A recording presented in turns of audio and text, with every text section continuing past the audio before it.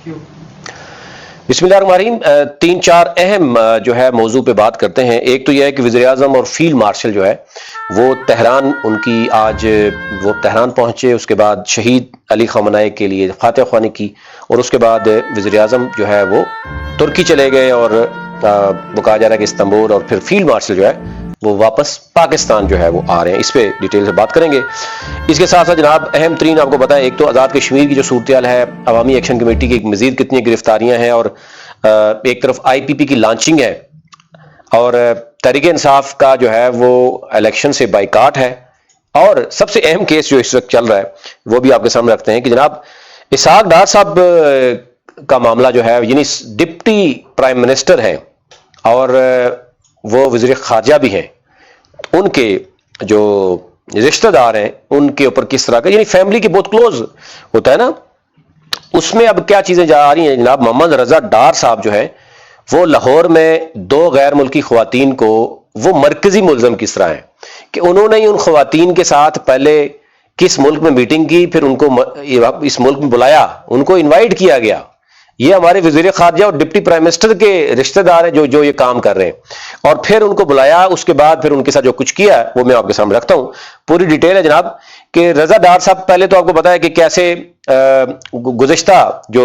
راتوں میں کاروائی ڈالی گئی کہ جو ایک مجسٹریٹ ہیں ان کو رات 2-2:30 بجے ان کو زبردستی اٹھانے کی کوشش کی کہ ریمانڈ دیں. وہ آگے سے ڈٹ گئے، اور اگلے دن انہوں نے کہا جی تمام ججز جو ہیں وہ احتجاج کریں گے. اس پر ڈی اے جی سمیت جو ہے وہ انہوں نے معافی بھی نام صرف مانگی، بلکہ ایس ایچ او اور کچھ پولیس اہلکاروں کو معطل بھی کیا. اب آ رہا معاملہ کہ محمد راز ڈار جو صاحب ہیں، وہ جو دو غیر ملکی خواتین ہیں، ایک کا تعلق نیدرلینڈ سے ہے اور دوسری کا وینزویلا سے ہے. ابھی کیس کیا آپ دیکھیں، بطہ خوری کا ہے، اجتماعی زیادتی کا ہے، گینگ ریپ ہے، تاوان ہے،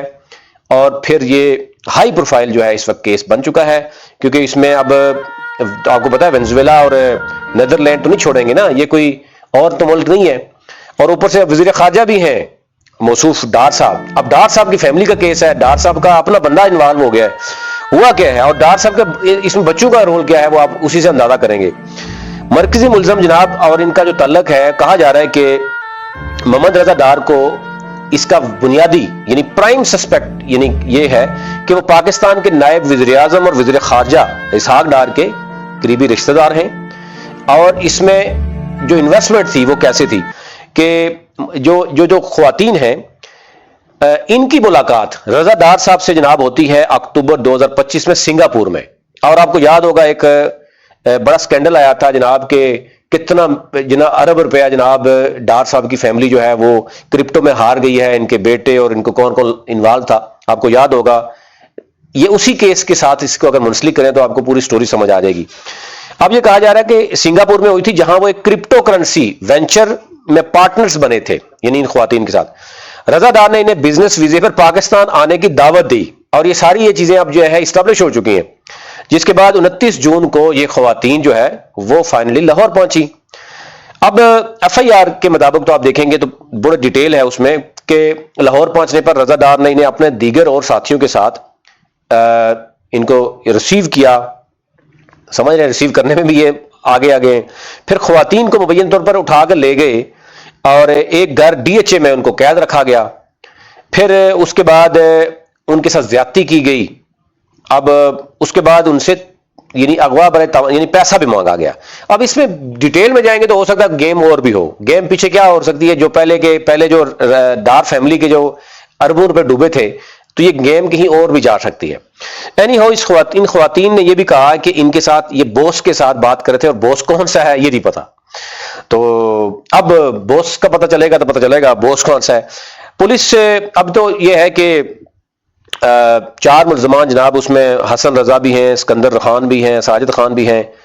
رضا ڈار بھی ہیں. پہلے ان کی آپ کو پتہ گرفتاری نہیں کی جی، اب 5 روز جسمانی ریمانڈ پر کیا گیا. اب ریمانڈ کی ایک الگ سے سٹوری ہے. اب وہ کہا گیا کہ راتوں رات کو 2-2:30 بجے ایک انہوں نے مجسٹریٹ کو اٹھا کر ان کو کہا جی بھائی جی ہمیں ریمانڈ پہ لے لیں تاکہ ہم کیس کو ویک کر سکیں، بعد میں شو کر سکیں جناب دیکھیں رات 3 بجے کون سا ریمانڈ ہوتا ہے. تو اینی ہو وہ نہیں مانے، اور انہوں نے کہا جی کل ہم احتجاج کریں گے. پھر ڈی اے جی صاحب گئے اور انہوں نے معافی شافی بھی مانگی، اپنے پولیس اہلکار معطل بھی کیے. اور یہ تو چیزیں آپ سامنے ہیں کہ زبان زدیام ہیں اور ہو چکی ہیں. یہ کیس اب بڑا ہائی پروفائل ہو گیا، اس میں دوسرے ممالک بھی انوالو ہو گئے ہیں، تو میرے خیال سے یہ معاملہ جو ہے وہ اب ڈار صاحب کے بھی ہاتھوں سے نکل چکا ہے، یہ کسی اور کے پاس ہے، تو اس لیے ڈار صاحب جو ہے وہ بڑے پریشان ہیں، کچھ لوگوں کو وہ کال کر کہہ رہے ہیں جناب اس میں سے اس کو نکالا جائے۔ اچھا جی آگے چلتے ہیں، جناب علیم خان صاحب کی جو پارٹی ہے اس کو آئی پی پی کو جو ہے وہ اب اے جے کے میں لانچنگ کی جا رہی ہے۔ لانچنگ اس ناظر میں ہو رہی ہے کہ کچھ لوگ کہہ رہے ہیں، آپ آڈیوز بھی آپ کے سامنے رکھوں گا، وہ کہہ رہے ہیں جناب کہ آئی پی پی تو ہوگی اس میں حکومت میں کشمیر میں، نون لیگ ہوگی یا نہیں ہوگی، پیپلز پارٹی ہوگی یا نہیں ہوگی، پی ٹی آئی ہوگی یا نہیں ہوگی، یہ ہمیں نہیں پتا، اس لیے جو ہے وہ ہمیں اس قدر وہ آپ کہہ سکتے گارنٹی دی جا رہی ہے کہ آپ، انہوں نے کہا دیکھ لیں آپ گلگت بلتستان میں ہم نے بڑے بڑے جو سابق گورنر، سابق وزیر اعلیٰ، سابق سیکٹری پتہ نہیں کیا کیا کیے، سارے ہارنے کے باوجود بھی اگر ہم 5 سیٹیں وہاں پر گلگت بلتستان میں ہیں اور ہارنے کے باوجود ہم وزارتیں بھی ہیں، ہارنے کے باوجود حکومت میں ہیں، تو اب تو جو ہے وہ ہمیں کشمیر میں انٹرنل مسئلہ کوئی نہیں ہے۔ دوسری بات یہ ہے کہ علیم خان صاحب گلگت بلتستان میں جب گئے تو انہوں نے کمیونیکیشن کی منسٹری ان کو ہے پتہ ہے، اور بڑی ایک یعنی پلاننگ کے ساتھ وہ چل رہے ہیں، وہ جناب کیونکہ اس ریجن میں سڑکیں بننی ہیں، انہی سڑکوں کمیونیکیشن کے وزیر ہیں، تو وہ کیا کرتے ہیں کہ انہی سڑکوں کو اب مظفر آباد یعنی کوہالہ یعنی جو آپ کی پتہ ہے کہ لوور ٹوپا تک تو موٹر وے ویسے بھی ایکسپریس وے ہے، وہاں سے مظفر آباد یہ 70 کلومیٹر بننی ہے، یہ پہلے کی ہے، لیکن اب حلیم خان صاحب کہتے ہیں کہ میں کیونکہ جناب وزیر ہوں اور میں یہ کر رہا ہوں کشمیر والوں کے لیے، اور کشمیر والے مجھے ووٹ دے دیں۔ پہلے انہوں نے گلگت والوں کے ساتھ بھی یہی کیا، جو پرانا پروجیکٹ تھا آپ کو یاد ہوگا 3-4 سال پہلے سے چل رہا تھا، جس میں پہلے ہی نون لیگ کے بھی لوگوں نے، شاید تحریک انصاف کے لوگوں نے بھی پریس کانفرنس کی ہوئی تھی کہ جناب ہم مانسیرا سے لے جناب چلاس تک وہ بنائیں گے، موٹر وے بنائیں گے، ٹنل بھی نکالیں گے، لیکن ابھی علیم خان صاحب نے ان کو الیکشن میں ان کو لانچ کیا گیا، تو یہ بڑے سسٹمیٹک طریقے سے ان کو پراپر لانچ کیا جا رہا ہے۔ تو اب وہاں کے لوگ یہ سمجھتے ہیں، اور ظاہر ان کو گارنٹی تو دی جا رہی ہوگی، اب ایک اسٹیبلش ہے نا، ایک پورا ان کے پاس تجربہ ہے کہ گلگت میں اگر وہ ساری سیٹیں ہارنے کے باوجود حکومت میں ہے تو اے جے کے میں تو ان کو ایک پہلے سے سرٹیفکیٹ مل گیا۔ رانا ثناء اللہ صاحب کی میں گفتگو آپ کو سناؤں تو وہ کہتے ہیں جناب آئی پی پی جو ہے وہ نون لیگ کے خلاف جو ہے وہ لانچ کی جا رہی ہے، وہ گلگت میں بھی لانچ ہوئی، گلگت میں جو 4 سیٹیں ہیں وہ آپ کو پتا ہے اگر کہ وہ کہہ رہے ہیں کہ اگر اسٹیبلشمنٹ کا ہاتھ نون لیگ کی پہ ہوتا، یہ مولانا یعنی رانا ثناء اللہ صاحب سمجھتے ہیں، تو وہ 4 سیٹیں جو ہے نا علیم خان کو دینے کے بجائے وہ ہمیں مل جاتی، تو وہ اگر علیم خان سے ملی اور اس سے ایک ٹیکنوکریٹ کی بھی مل گئی تو اس کا مطلب ہے کہ نون لیگ کے خلاف ہی لانچ ہو رہی ہے یہ۔ اور کشمیر میں بھی ایسے ہو رہا ہے کہ ایک تھرڈ پارٹی کے طور پر جناب اگر تحریک انصاف وہاں پر بائیکاٹ کر رہی ہے تو ٹرن آؤٹ بہت لو ہو جائے گا، عوامی ایکشن کمیٹی احتجاج میں ہے، اب کیا الیکشن ہوگا یہ کچھ بھی کہنا قبل از وقت ہے، الیکشن ہوگا نہیں ہوگا، چلے گا نہیں چلے گا تو ایک الگ بات ہے، لیکن اس میں بہت سی چیزیں ایسی ہیں کہ جو کافی حد تک مسائل بنا رہی ہیں۔ عوام تو ہے ہی سراپا احتجاج، نیٹ نہیں چل رہا، کچھ بھی ان کو پتہ ہی نہیں ہے لوگوں کو، اور اس صورتحال میں اگر چلو دیکھتے ہیں مظفر آباد ڈویژن یا آپ میرپور ڈویژن کو دیکھ لیتے ہیں، چلو کچھ حد تک آپ کریں گے، لیکن آپ پوسٹ ڈویژن کو یعنی داولا کوٹ جس میں تمام کنسٹیٹوئنسیز ہیں وہاں پر کیسے الیکشن ہوگا؟ پھر اس کے بعد اگر علیم خان صاحب ابھی کوہالہ سے مظفر آباد روڈ جو 72 کلومیٹر ہے وہ اب اپنے منشور میں ڈال رہے ہیں،